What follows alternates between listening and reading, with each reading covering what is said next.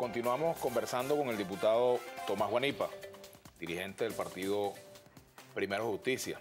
Dice aquí Ixa María Lezama: saludos, muchas bendiciones, necesitamos la unión para salir de estos enchufados de la Asamblea Nacional. ¿Cómo se encuentran los porcentajes de aceptación de la MUD? Dice Ruso Resistencia. Y dice, los poderes públicos no son confiables, menos el CNE. Dice aquí Vladimir Maldonado: feliz año, tocayo. Guanipa despidió el 2014 mintiendo, regresa repitiendo la misma tontería. Ustedes no volverán. Iván Figuera, diputado, no hemos estado. ¿La oposición va a seguir con el mismo discurso y el mismo candidato eterno Capriles o van a hacer cambios profundos?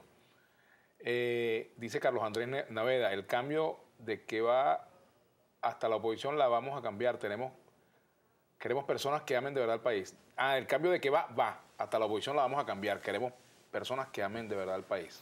Mira, yo creo que si hay algo que se convierte en denominador común de los venezolanos hoy en día es la palabra cambio. Cuando tú revisas todos los sondeos de opinión, te das cuenta que todo el mundo siente que el país va muy mal y que tiene que cambiar.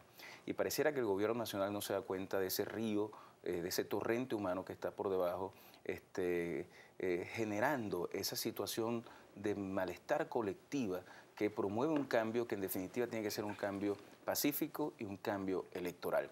Por eso cuando la gente dice que las instituciones no son confiables, nosotros estamos absolutamente de acuerdo. Que la Contraloría General de la República se la entreguen a quien fue hasta hace poco procurador del Estado, nombrado por el presidente de la República, es una burla al país. Porque ¿cómo puede controlar los dineros públicos? ¿Cómo puede ser contrapeso del Ejecutivo quien hasta ahora fue el abogado nombrado por el mismo presidente? Cuando tú ves, por ejemplo, que promueven al Tribunal Supremo de Justicia en la sala electoral, a quien día después promueven como canciller de la República, te das cuenta que es que se están pagando y dando el vuelto. Pero cuando uno dice que estas instituciones no son confiables, no puede eso traernos como consecuencia una suerte de inacción o depresión o situación según la cual uno diga participar no tiene sentido, votar no sirve porque este es un Consejo Nacional Electoral que está sesgado, cuando por el contrario tenemos que entender que el voto puede derrotar los obstáculos que cualquier régimen o gobierno le impone a los ciudadanos. Y así ocurrió en Chile. El Chile de Pinochet, cuando se fue a un referéndum, quien controlaba el poder electoral era el ministro de Relaciones Interiores. Y quien da la información del resultado es el ministro de Relaciones Interiores. Y no quedaron con más alternativa que anunciar el triunfo de la oposición chilena. Igual pasó en la Nicaragua de Daniel Ortega. La gente salió a votar y en una situación en la que era impensable que con el control absoluto del país que tenían los sandinistas pudiera ganar Violeta Chamorro, ganó ese proceso electoral. Este año nosotros tenemos la oportunidad, no de sacar 50-52%, insisto. Nosotros tenemos el reto como alternativa democrática de convertir ese descontento popular en voto efectivo, que pase factura a este gobierno, pero que también mire con optimismo la posibilidad de tener una Asamblea Nacional que le permita al país entrar en una nueva dinámica donde el diálogo sea obligatorio y donde el cambio sea muy importante e inmediato. Javi te dice aquí: Guanipa, persona preparada e inteligente. Bueno, una son de calata, son de arena. Muchas gracias. José Bamonde, feliz año nuevo, saludos y pregunta. ¿Quién lideriza la oposición y qué tiempo cree que dure esta presidencia? Las propuestas aceptadas las tiene José Vicente León, el de Data Análisis, dice. ¿El señor Guanipa de verdad cree que ellos cuentan con 70% del voto popular para una elección? Pregunta Daniel José Rojas. Estoy convencido que podemos llegar a eso. Estoy convencido que podemos llegar a eso. Mira, cuando tú hablas con gente del mismo oficialismo, cuando te metes en un barrio y te recibe gente con una franela de Hugo Chávez y te dicen que ellos son chavistas, pero que Nicolás Maduro ha hecho un muy mal gobierno, te das cuenta que el país lo está uniendo la situación económica que está viviendo, la situación social y el descontento social. Y cuando un país lo une, ese sentimiento de que el país no va bien, y tú logras sembrar en ellos la esperanza de que puede haber un cambio positivo, créeme que podemos unir al país en torno a esas ideas, que no es contra nadie, sino contra un sistema, contra una forma de vida, contra una política, porque una de las cosas terribles que ha pasado con este gobierno es que ha polarizado todo y ha personalizado y nos ha generado en los venezolanos un odio entre nosotros que no puede seguir existiendo. Para mí ningún tipo, ninguna persona, ningún ser humano que milita en el oficialismo es un enemigo personal mío.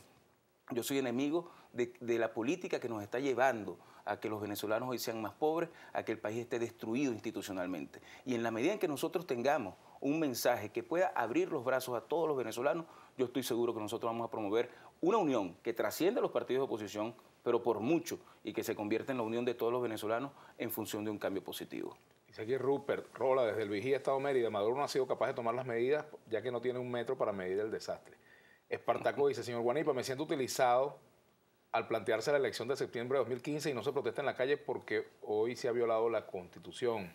Mira, yo creo que aquí lo que hay es que entender que la protesta ciudadana, esa protesta que ocurre en todos los barrios de Venezuela cuando no hay, consiguen una medicina, cuando tienen que llenar una bombona de gas y no consiguen dónde hacerlo y tienen que pagar hasta 200 bolívares en taxi para poder ir a llenarla, cuando una persona no tiene agua o no tiene luz y va y hace frente a la energía eléctrica, la compañía de energía eléctrica una protesta, es la protesta de la que tenemos que acompañar y con la que tenemos que solidarizarnos, que es una protesta tan grave como la protesta que tenemos que hacer por haber secuestrado los poderes públicos. Lo que no puede ocurrir es que vayamos a cometer el error y a repetir el error de creer que a través de protestas que puedan degenerar en violencia puedan haber cambios importantes en el país, porque esos cambios nunca son positivos y porque los cambios tienen que venir acompañados de la protesta de calle ciudadana, pacífica, pero ciudadana, y el voto y la participación en los momentos en que tenemos esas rendijas de libertad que nos permite con nuestro voto recobrar nuestra dignidad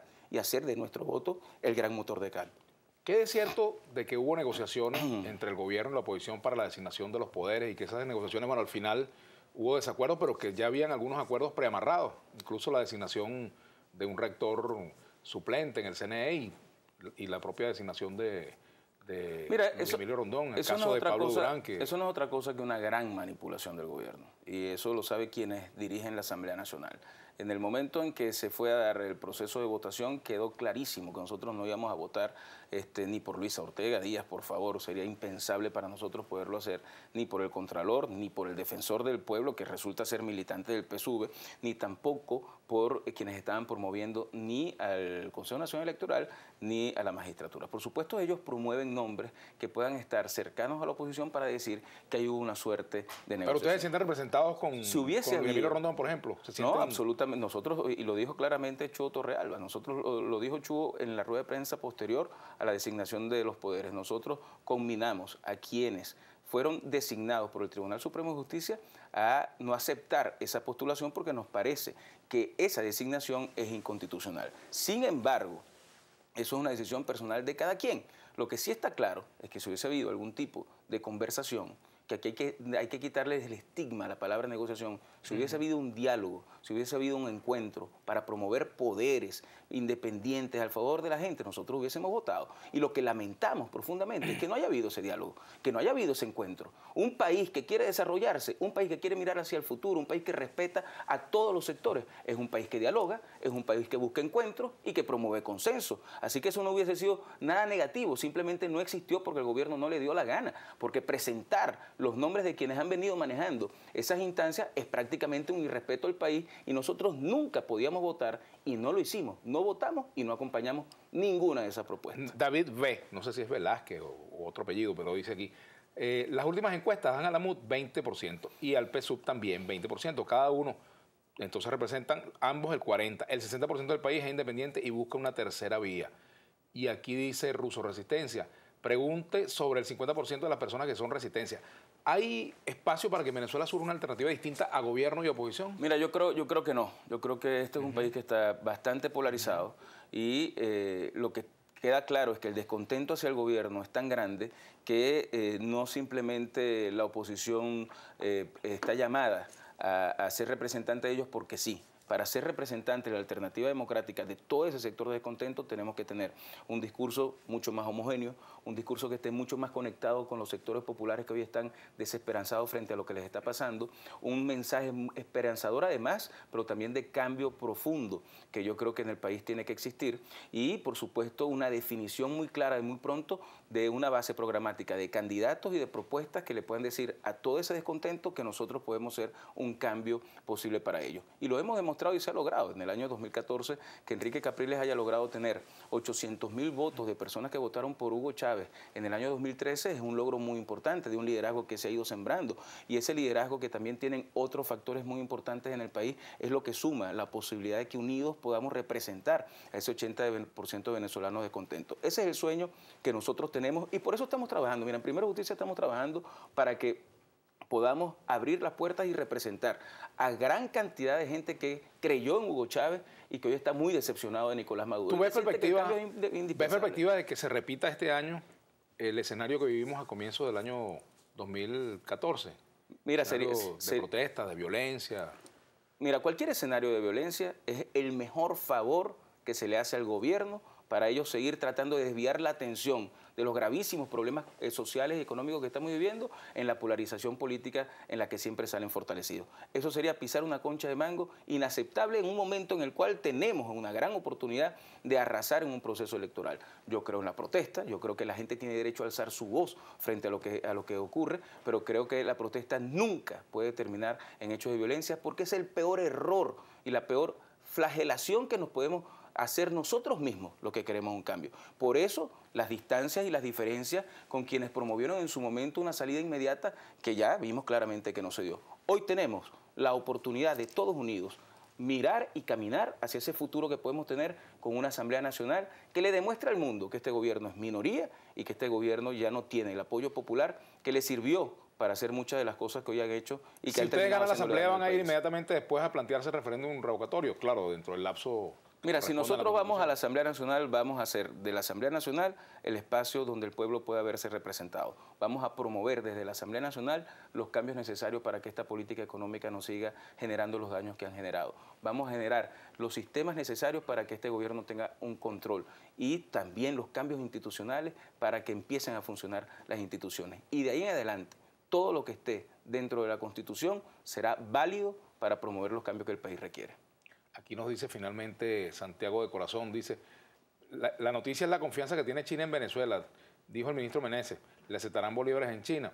Aquí Mercedes León nos saluda, feliz año, gracias y bueno, te agradezco mucho que hayas venido al programa. Muchas gracias a ti, Vladimir, y te deseo lo mejor para este año. Igual. Y a toda Venezuela. Yo creo que este año va a ser un año difícil, pero un año de cambios positivos. Bueno, gracias. Tomás Guanipa, nosotros vamos a la pausa. Al retorno estaremos conversando con el diputado Ugbel Roa, del Partido Socialista Unido de Venezuela por el Estado Trujillo.